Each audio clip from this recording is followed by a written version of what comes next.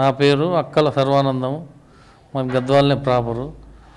ఇక్కడ మా గద్వాల రాణమ్మ గారు తిరుపతికి దేవస్థానంకి జోడు పంచలని అంటారు. ఇవి మూల విరాట్ జోడు పంచలని ఎప్పుడున్నటో ఎన్నో వందల సంవత్సరాల నుండి నేర్పిస్తున్నారు వాళ్ళు.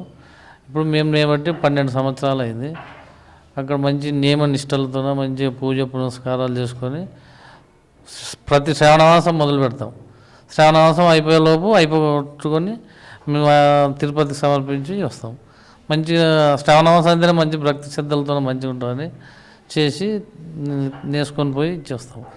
దీని పొడవు 10 మీటర్లు, వెడల్పు 2 మీటర్లు, అంచులు మామూలుగా ఒక అర్ధ మీటర్ ఉంటుంది. అవతల ఇది కోటకొమ్మ వచ్చేది. దీని కోటకొమ్మ డిజైన్ పెట్టి నేర్పిస్తారు. ఇవి ప్రతి సంవత్సరం ఇక్కడ ఈ స్థలంను పంజలు నేసి మళ్ళా బంద్ చేసుకొని పోతాం.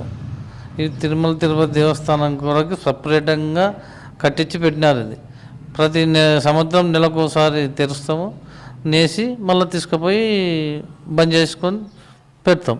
రోజు కార్యక్రమాలు మేము మంచిగా పొద్దున్నే లేచి తలస్నానం చేసుకొని రావాలా.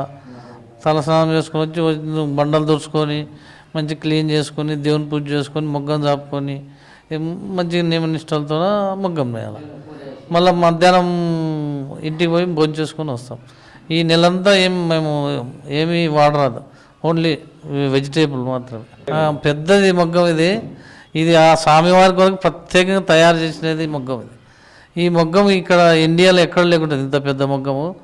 ఇది చాలా ఇది హ్యాండ్లూమ్లో అయితే లేకుంటుంది, ఫ్లవర్లూమ్లో ఏమో తెలియదు కానీ హ్యాండ్లూమ్లో అయితే ఇంత పెద్ద మొగ్గం ఎక్కడ ఉండదు.